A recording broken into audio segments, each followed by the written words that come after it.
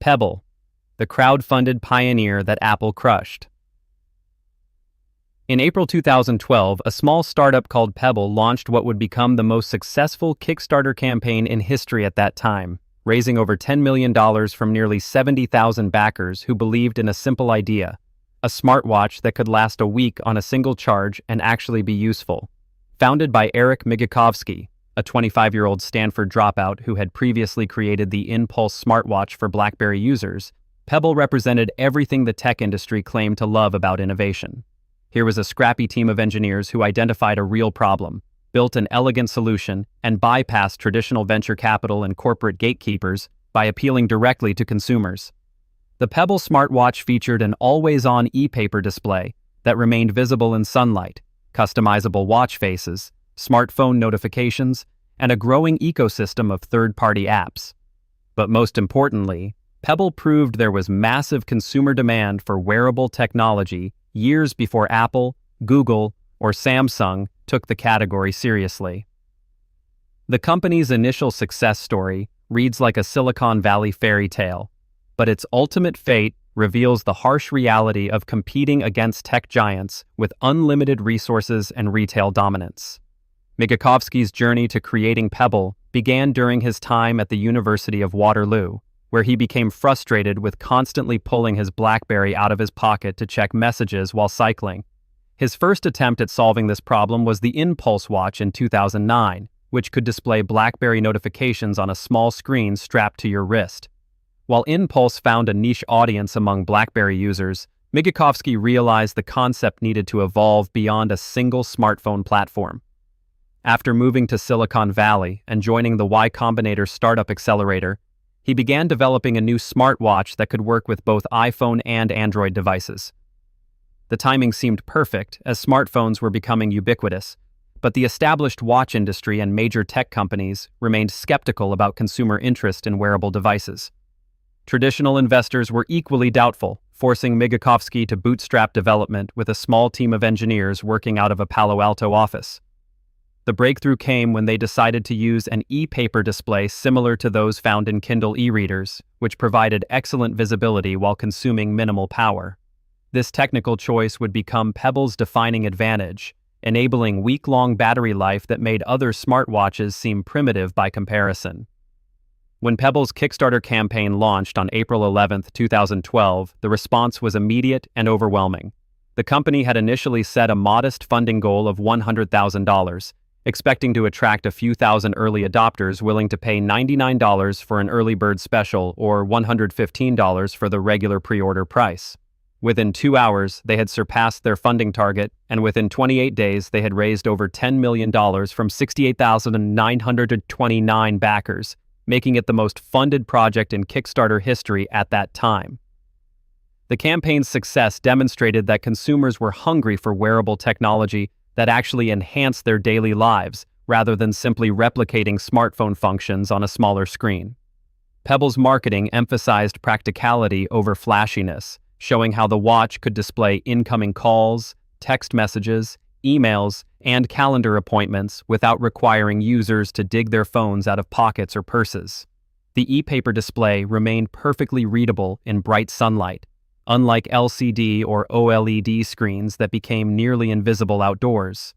Additionally, Pebble promised an open software development kit that would allow third-party developers to create custom watch faces and applications, fostering a community-driven ecosystem that traditional watch manufacturers couldn't match.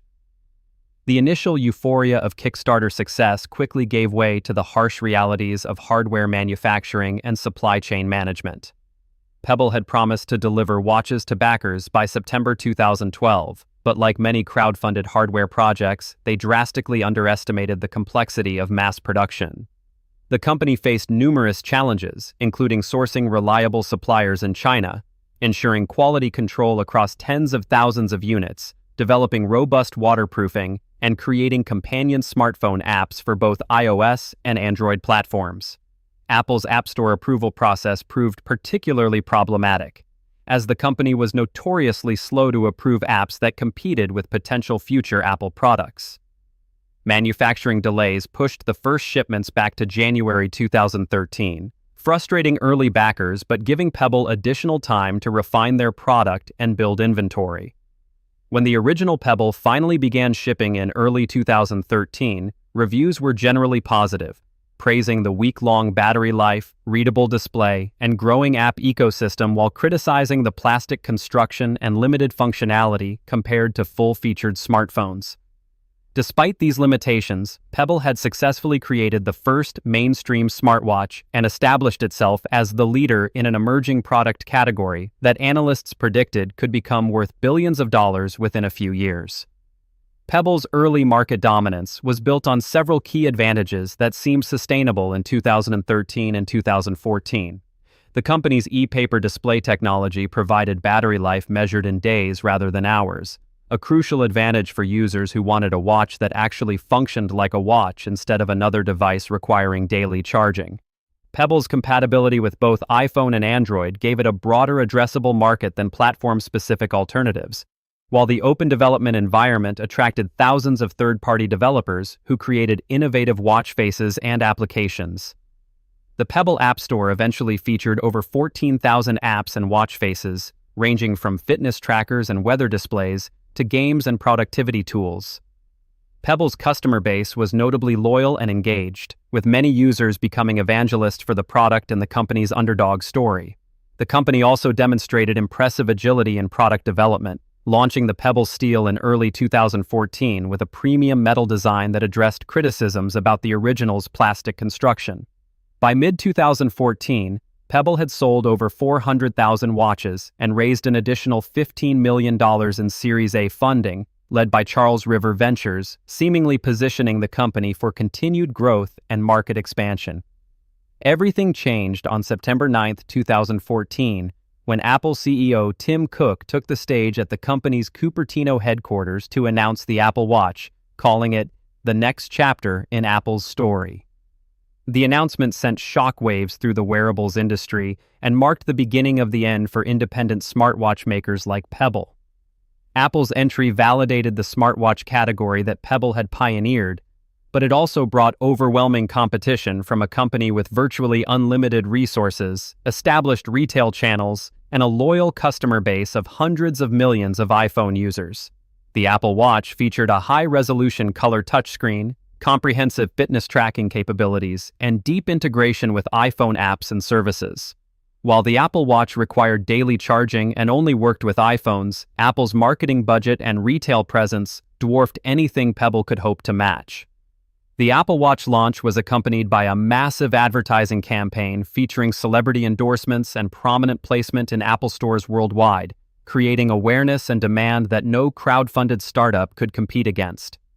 Even more damaging to Pebble's prospects, Apple's entry encouraged other tech giants, including Samsung, Google, and Fitbit, to accelerate their own smartwatch development efforts, fragmenting the market and making it increasingly difficult for smaller players to gain traction. Pebble's response to the Apple Watch threat was the Pebble Time, launched through another Kickstarter campaign in February 2015 that raised over $20 million and became the platform's most funded project ever. The Pebble Time featured a color e-paper display, thinner profile, improved water resistance, and a new timeline interface designed to make accessing information more intuitive. Despite the successful crowdfunding campaign, the Pebble Time faced significant challenges in the marketplace as consumers increasingly viewed smartwatches through the lens of Apple's marketing messages, emphasizing comprehensive health tracking, premium materials, and seamless smartphone integration. Pebble's core advantages of week-long battery life and cross-platform compatibility seemed less compelling when most consumers were primarily interested in fitness tracking features and were already locked into either the Apple or Android ecosystem. The company also struggled with retail distribution, as major electronics chains were reluctant to dedicate shelf space to a niche product when Apple Watches were driving significant foot traffic and revenue. Manufacturing costs continued to challenge Pebble's business model, as the company lacked the scale to negotiate favorable component pricing and had to compete against companies that could sell smartwatches at break-even prices to drive adoption of their broader ecosystems. The final years of Pebble's existence from 2015 to 2016 were marked by increasingly desperate attempts to find a sustainable niche in a market being rapidly dominated by Apple and other tech giants. The company launched the Pebble Time Steel and Pebble 2 series, each offering incremental improvements in design and functionality, but none capable of generating the mainstream adoption necessary for long-term viability. Pebble's sales peaked at around 2 million units across all models, a respectable number for a crowd-funded startup, but insignificant compared to Apple's smartwatch volumes, which reached nearly 12 million units in 2016, according to industry analysts. The company burned through multiple rounds of funding while struggling to reduce manufacturing costs and expand beyond its core enthusiast audience. Retail partners increasingly shifted floor space and marketing support toward Apple Watch and other mainstream alternatives, making it nearly impossible for consumers to discover Pebble products outside of online channels. The broader smartwatch market was also evolving in directions that played to Apple's strengths rather than Pebble's, with consumers prioritizing comprehensive health tracking, mobile payments, and premium design over battery life and customization options. Fitness tracking became the primary use case driving smartwatch adoption, an area where specialized companies like Fitbit and integrated platforms like Apple could offer more compelling solutions than Pebble's general-purpose approach. In December 2016, Pebble announced that it would cease operations and sell its intellectual property and key personnel to Fitbit for approximately $40 million, a fraction of the company's peak valuation and total funding raised. The acquisition was primarily focused on acquiring Pebble's software engineering talent and patents rather than continuing the Pebble product line, effectively ending the brand that had launched the smartwatch revolution 4 years earlier. Existing Pebble watches would continue functioning for a limited time, but the company's cloud services, App Store, and customer support would gradually shut down, leaving hundreds of thousands of loyal customers without ongoing product support. The shutdown was particularly painful for Pebble's most recent Kickstarter backers, who had funded the Pebble Time 2 and Pebble Core products that would never be manufactured or delivered. Migicovsky and his team had given backers the option to receive Pebble 2 watches instead of their originally ordered products, but many supporters felt betrayed by the company's inability to fulfill its crowdfunding commitments. The Pebble community, which had been one of the company's greatest assets, rallied to create alternative app stores and support services, but these grassroots efforts couldn't replace the comprehensive ecosystem that Pebble had built and maintained. The rise and fall of Pebble represents both the promise and peril of hardware startups attempting to compete in markets that attract the attention of tech giants. Pebble succeeded in identifying an underserved market opportunity, developing innovative technology solutions, and building a passionate customer community, but ultimately couldn't overcome the structural advantages of companies like Apple, with vast resources, established distribution channels, and integrated ecosystems. The company's story illustrates how even revolutionary products can be displaced when larger competitors enter their markets with superior marketing budgets and retail partnerships. Pebble's technical innovations, particularly in power management and always-on displays, influenced the broader wearables industry and can be seen in products from Apple, Samsung, and other manufacturers who learned from both Pebble's successes and limitations. The company's commitment to openness and developer-friendly platforms also demonstrated alternative approaches to building technology ecosystems, though these philosophies proved insufficient against the walled garden strategies employed by platform owners. Perhaps most significantly, Pebble's experience highlights the challenges facing crowd-funded hardware companies that must transition from successful product development to sustainable business operations in competitive markets. The smartwatch category that Pebble created and defined now generates tens of billions of dollars in annual revenue, but the pioneering company that made it all possible became another cautionary tale about the brutal realities of competing against Apple's marketing machine and integrated ecosystem approach.